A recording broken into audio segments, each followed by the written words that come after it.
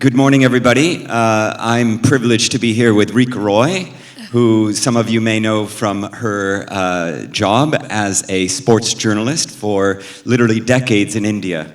And this is, like shipping, a field that has historically been dominated by men, not just in India, but literally the world over. So it's a very unique path that Rica has charted, and she's here to share with us some of her journey and tips and tricks and other interesting things, including a new initiative that you've been working on recently.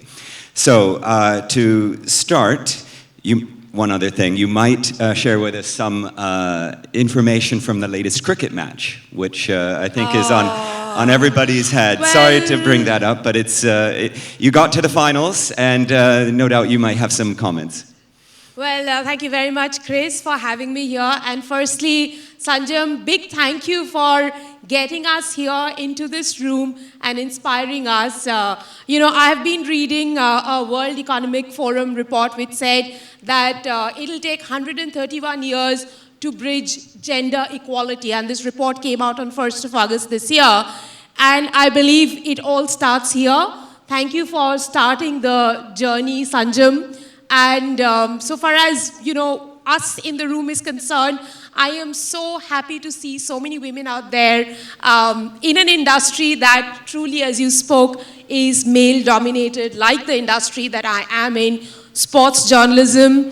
Well, you reminded me of the cricket match. I am still wiping my tears. I was there in South Africa in 2003 in Ahmedabad 2 nights ago. I still can't get over it. India couldn't cross the finish line, but you know, I still would say it wasn't a heartbreak. It's sadness because they played very, very well through the tournament and exceptional performance. It was just that one match that we couldn't win. I saw in the airport when I arrived a sign that said, "You are still our champions." So I think that's what you're saying right now. Rica, you've had an exciting career and a very unconventional career, as we mentioned. Can you tell us about the various hats you've worn over the last years? Yes, I have been a journalist for 23 years, and 18 of those 23 years I've spent in NDTV, New Delhi Television. Few of you may know about New Delhi Television. It is one of the top 3 English television broadcast channels in India, and for 7 years I have been the sports editor. And you know, in a very unique space, I would say that I have been the only woman sports editor in the country. As proud as I am to say that, I'm also a little sad because I would like more faces to, you know, kind of be my rivals, kind of be in my space, more women sports journalists. We are on a WhatsApp group actually, and I know there are 52 sports journalists in India across the length and breadth of the country, and I refuse to believe that women don't understand sports, because, you know, that's the first thing we are told. Do you know you're offside? This is a question even today I hear after so many years of being in the profession. I know my offside. And there are several other sports that, you know, we play in Commonwealth, in Olympics, which a lot of these so-called sports fans may not know the rules of. But, you know, when it comes to a woman, she's often questioned whether she knows what she's doing. And I think one of the things that I have learned in my 23-year career, which has been very a journey that has completely been charted in a way that I didn't set out having role models.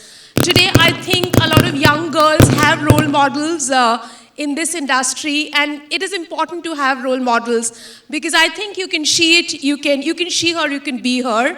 And you know, it was interesting in the beginning because I only used to see men who would talk differently. Their conversations were different. Perspectives to the same story were different. But when a woman comes in to tell a story, I think there is a new perspective that comes in, a new way the story is told. And that's diversity. That truly is diversity. And you would like to look, I'm sure all of you sitting in this room would love to tell a story or look at a story when it is told from 360 degree. You're obviously, okay, 52 journalists on your WhatsApp group, and you're the one woman, so you've worked a lot. No, 52 women 52 sports women. journalists in India. Ah, very good. As against thousands and thousands of men sports journalists. Yeah. Okay, very good. I mean, I think the fraction, if you look at the fraction, we would be about 2%. 2%. Yeah. Similar to shipping in some ways. Working with men for so many years, what have you learned as a woman in charting that path? And how have you added value in your unique way to the field and to your colleagues' efforts? I think two things I would like to say here that, despite all the... So, I couldn't be where I am today without the support of a man. So the editor who supported me and boosted my confidence gave me that motivation to go on was a man. He wasn't a woman. So I found a very good supporter in the newsroom, and he was almost my ally in progress. Secondly, what I learned was, despite all the successes that may come yesterday, and, broadcasting is a profession where you pretty much live every day, I would say, every second, because every second of your journey is told on TV, and thereby you have to be the best man in the room every second. Because what happened yesterday, what happened the previous moment is history. There's no room for history in news journalism, in broadcasting, in the stories that you say. It is all about present. It is all about being in the now. The other thing that I have learned from my male colleagues is to, work in a team. Teamwork is something that I have learned, and I'm saying I've learned from my male colleagues because it's essentially the male colleagues that I have worked with. So, I have learned from them to work in a team. And sports, I think as an universe, when you work in sports, when you live a life in sports, it teaches you to be a good winner. It also teaches you to be a good loser. I think that's been my biggest learning from sport. The other thing, on the flip side, I would say that, when a man tells a story often, and a story that is, that's a success, but when a person has not come from a very well-off background, the story that often is told after the story of the success is the background that person comes from, and hence, say, an Olympic medal, what does it mean to he or she? And then it follows with a story, with a sad ending that what next? He or she has got an Olympic medal, but what next? His career is over at 25, 35. And then the rest of the life, I've heard these stories of what next all my life. And I think all of us hear these stories of Olympic athletes, Asian Games, and all other athletes. They end their careers at between 25 and 35, and what next? As a journalist, I have been thinking about this, what next, for a very long time. And I don't think a man thinks this way, or I don't know if he thinks this way and wants to find an answer. But as a woman, the whole concept of what next has rankled me for a very long time. And as a result, in addition to my role as a journalist, earlier this year, we found our non-profit. It's called Her Sport Ki Champion with HER. Her Sport Ki Champion literally translates to champion in her sport. And it is about helping sportswomen find jobs and opportunities at the end of their sporting career. We are actually finding opportunities for girls who've been a part of a certain state government called Odisha in the eastern part of India. And we plan to expand this program to other states. We've had a very successful pilot in Odisha, and I am lucky, I'm grateful that DBS Bank is supporting our initiative that answers what next. That's fantastic. It's a great initiative. And also, it's interesting that we as men here, I think we're about 50% of the room.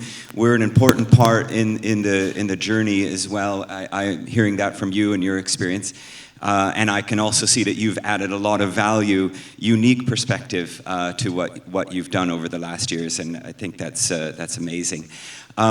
Despite having accomplished all that and doing all these things, I understand that over the course of your career, you've also come across some people, some men probably, who have doubted your ability on the offsides rules and other things like that.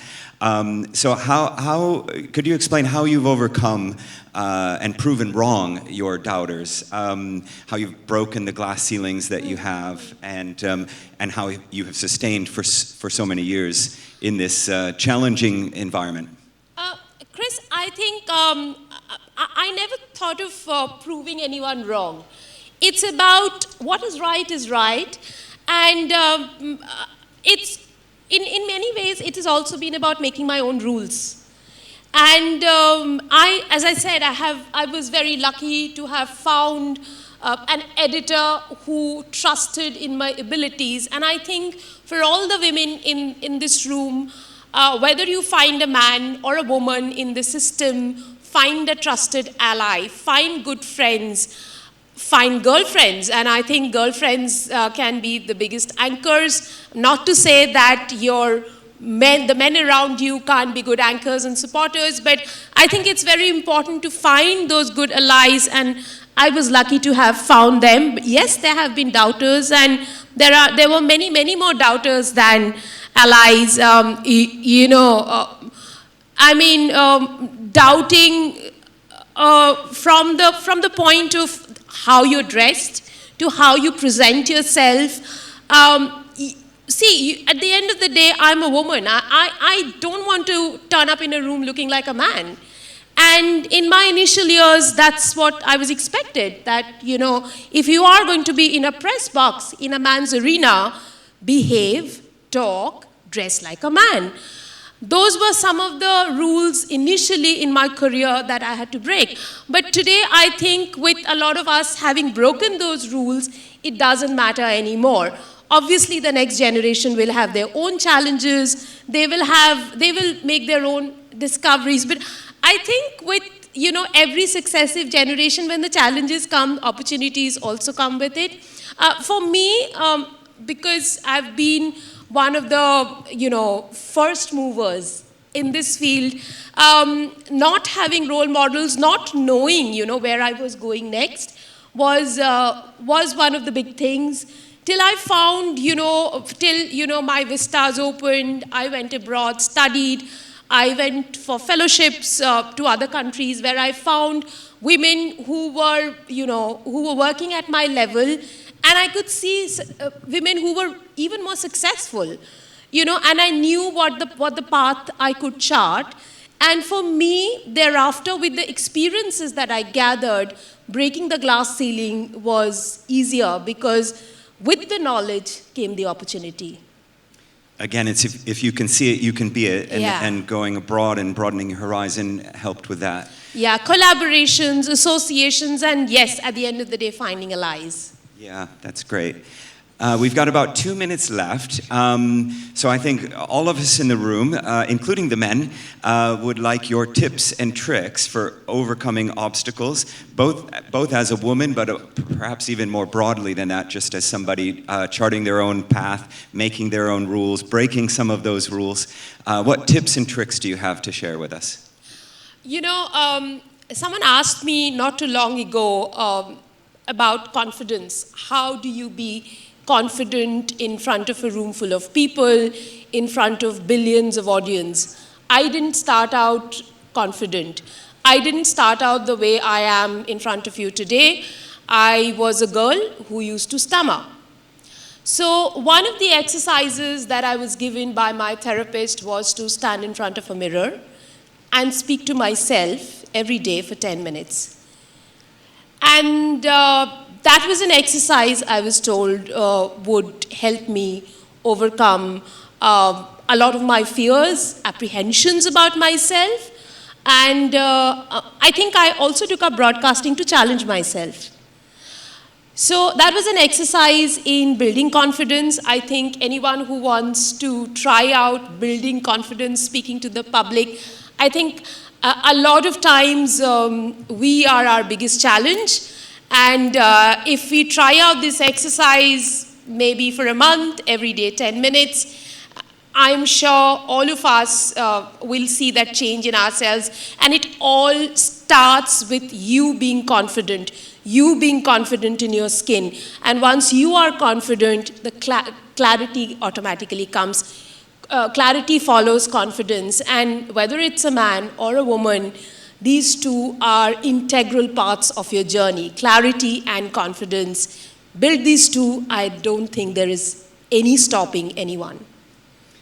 I can't imagine you stammering or being fearful of anything. Yeah, I was. But I can imagine, yeah. I couldn't string together a sentence till the time I was about 15 or 16, and I would stammer. Wow. Yeah. We've said it a couple times. If you can see it, you can be it. But I think we've also heard it, and we've gotten some very good tips and tricks from you. You know, for me, it is all about inspiring and being inspired. And once again, to you all, Sanjam, I'm really inspired to be in this room. Thank you very much.